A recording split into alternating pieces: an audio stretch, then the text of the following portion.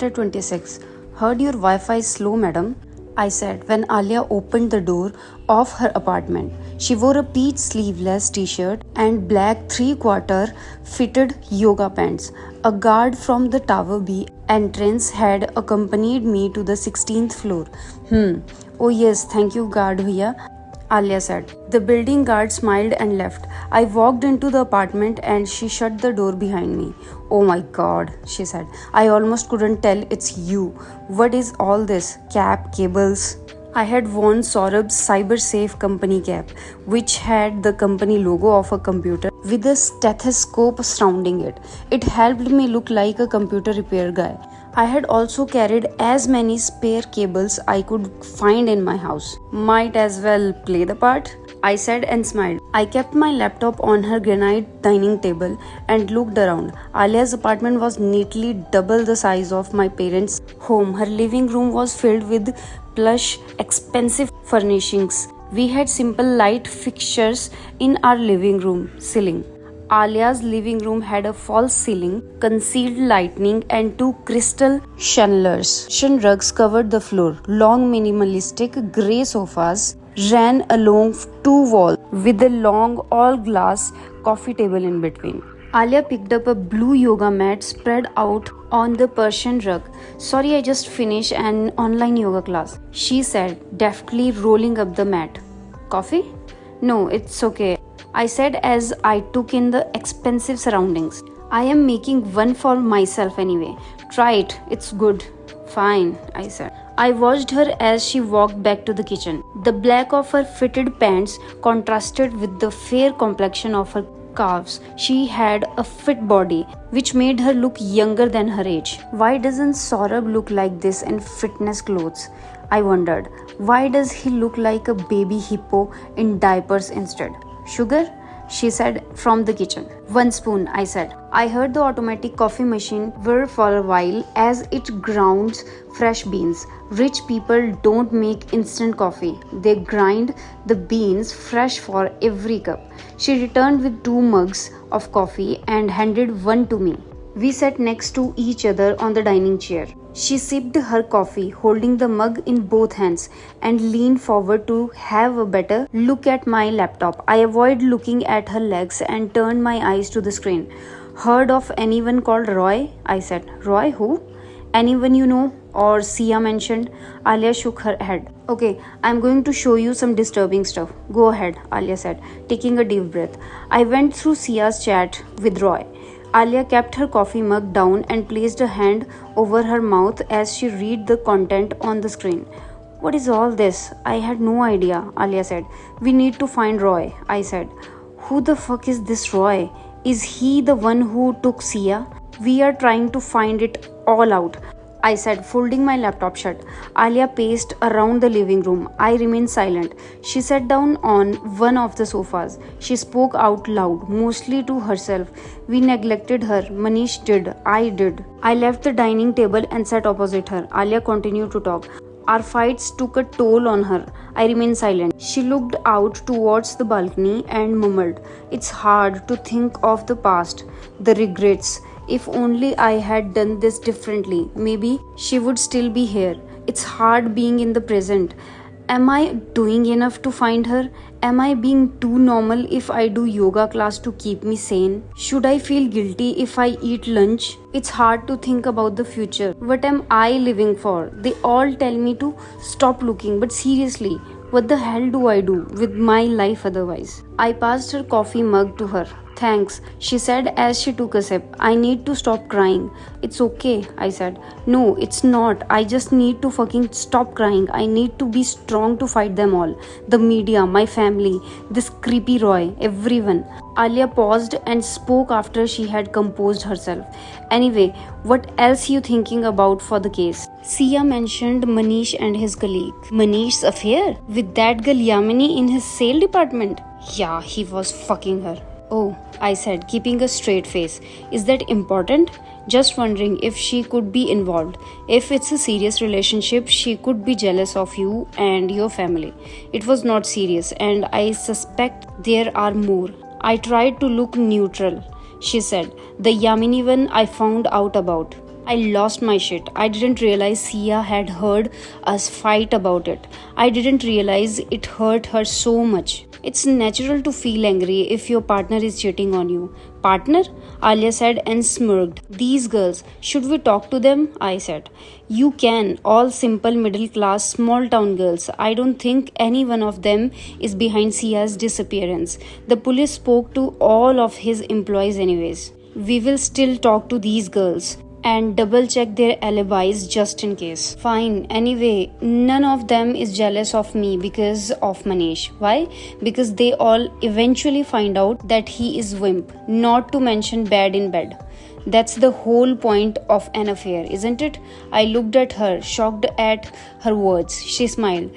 Is my straight talk embarrassing you? No, I said. I'm just surprised. You expect me to be this dinatory Punjabi bahu always?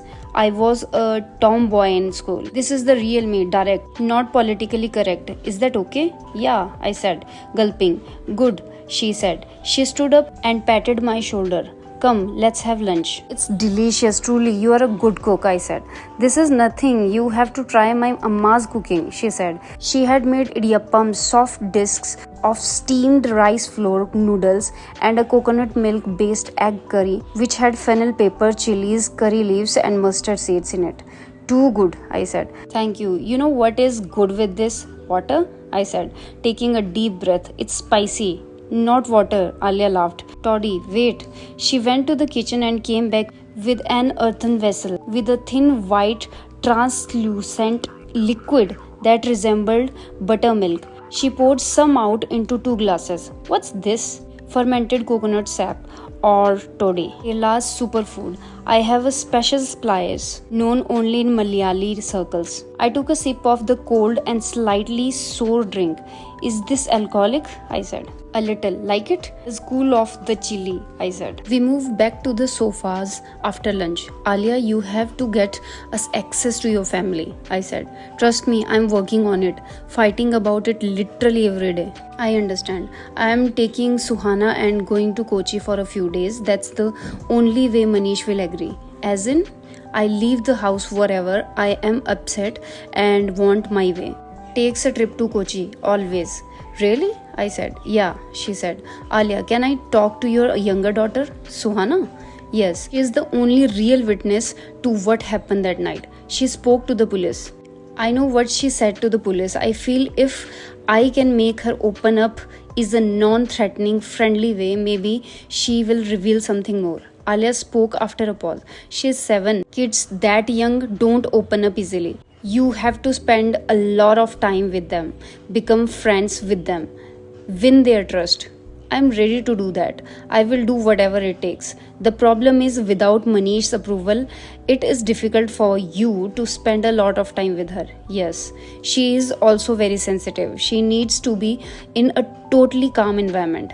True, I said. You could always come to Kochi. What? Yeah, Suhana is most relaxed at Amma's place. I remained silent, unable to figure out a suitable response. She sensed my hesitation. Or maybe I can convince Manish soon, then you can do it right here. Kind of silly for you to come to Kochi when all of us live here. Yes, that will be best. Whatever possible, I said. Okay, anything else? That's all for now on the case. We will try to find Royce somehow. Thank you so much, Keshav, for all the hard work. It's just nice to have someone on my side. You're welcome, I said and smiled. Listen, that toddy was too weak for me. I am going to have a real drink. Would you like one? I checked the time. It was 1 p.m. Now? Are you the judgmental? Oh God, she drinks in the afternoon types. No, I have my parents for that. She laughed. You have to understand, Suhana finishes school at 3:30 p.m. After that, I get no respite.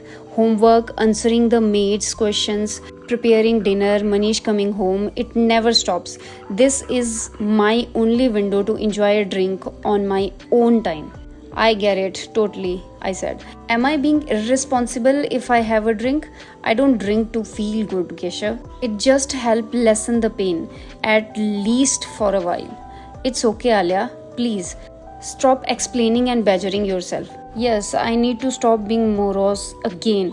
Okay, vodka? Sure, I said. She went up to the bar at the corner of her living room. From an antique wooden cabinet, she took out a bottle of Grey Goose. Need soda or Sprite or something? Whatever you are having it with.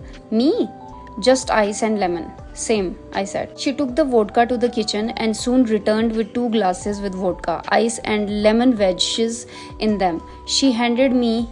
I don't do this every day though. I have company today, so that's why, Alia said. I told you I'm not judging. Good, you better not. I am your client, she said and grinned. I nodded and smiled. I'm kidding, she said and tapped my shoulder. Please treat me like a friend. I need some real friends. I'm sure you have many, I said. Nope, everyone in my husband's high society circle is fake. The women in the icon are gossipy, bitching about me behind my back. I don't have many friends either, only Saurabh, I said. He seems sweet, Alia said. She slipped off the sofa to sit cross legged on the carpet. Mind if I sit like this? I am trying to improve my posture, advised in my yoga practice. No problem, I said. I guess this advice also including sipping vodka while doing your practice. Shut up, she said and laughed. We finished one drink. She wanted a second. I offered to make it this time. I told you so much about me. I don't know anything about you, Alia said, taking a sip of her next drink. What do you want to know? I said. Anything. What's going on at home? My parents? I said and sighed. They are after me to sort out my professional and personal life. Marriage is overrated. Career, of course, is important. I wish I had given my modeling who quits at 18 only. Idiots. You got married, become a mother. Exactly, stupid me, she said and fell silent, lost in her own thoughts. When do you leave for Kochi? I said to break the awkward silence. In 4 days. Suhana's school has a mid-term break then. Is going to Kochi the only way to get Manish on board? The only way I know. Listen, Keshav, this is weird. You up on the sofa and me on the floor. I have to strain my neck to look at you. Oh, I said sorry. I slid down from the sofa to sit on the rug as well. The vodka had begun to take its effect. I found myself more at peace and less inhibited. She went to the bar again and came back with a third round of drink for both of us. I should stop, I said, even as I took the glass. Why? Are you driving back to your tower? She said and laughed. I checked the time on my watch. It was 2 p.m. Don't worry, I will myself kick you out at 3. I have to pick up Suhana at 3:30. You can go to Suhana's school after 3 drinks? Yeah, I only wait in the car outside. Suhana comes to the gate. Cool, I said and took a sip. I will make sure none of the moms see me. The ones that go. Alia began switching to a high-pitched falsetto. Oh, that Alia Arora smelled of vodka in the afternoon. Her daughter went missing. No, I'm sorry, I said. Why are you sorry, my detective? It's not your fault, she said and smiled. That people talk like that. People are assholes. I wish there were no people in their world, Alia said. I smiled at her statement. She spoke again. Okay, tell me more about you. Why are your parents trying to find you a girl? No girlfriends? My parents are jobless. They need my marriage project for time pass. It's like this reality show for them. Alia laughed. You didn't answer my second question. Any girlfriends? I looked into her eyes a second longer than I should have. I'm single. Always have been? No, but have been single for a while now, I said. I looked at the condensation droplets on my glass to break eye contact with her. Alia spoke after a pause. Someone broke your heart. Real bad. I looked at her surprised. What? Alia said and smiled. Am I right? Are you the detective or me? See, Alia said and smiled. I knew it. The name of my detective agency is Z Detectives. The Z stands for Zara, my first girlfriend. Wow, someone has a story. Indeed. Want to share it? Another time. Sure, she said and smiled. I smiled back at her. I noticed how beautiful she looked, especially with her cheeks pink from the drinking. How do I give you update on the case while you are in Kochi? I said. Call me whenever. No restrictions there at all. Have a good trip, I said. I had to leave. I didn't want to. I continued to look at her. I should go, I said and reluctantly stood up. I picked up my laptop and the cables from the dining table and wore my cap again. Will you miss me? Alia said. What? I said and looked at her surprised. Nothing, Alia said and smiled. You look a little sad to have to leave. No, I said. She walked up to stand close to me. Mere inches separated us. I will miss you, so try to miss me a little, okay? She said. We looked into each other's eyes. I managed a coherent and sensible sentence despite of being vodka-soaked brain. It's not right for us to have such feelings. Do feelings always come based on what is right and wrong? In fact, do they ever? I would like to say she leaned towards me. I would help to deflect the moral blame for what happened next. However, it could well be that I moved towards her. Our lips touched. We just pecked. There was no smooching, wild kissing, or frantic making out. But for exactly a quarter of a second, I felt her lips on mine.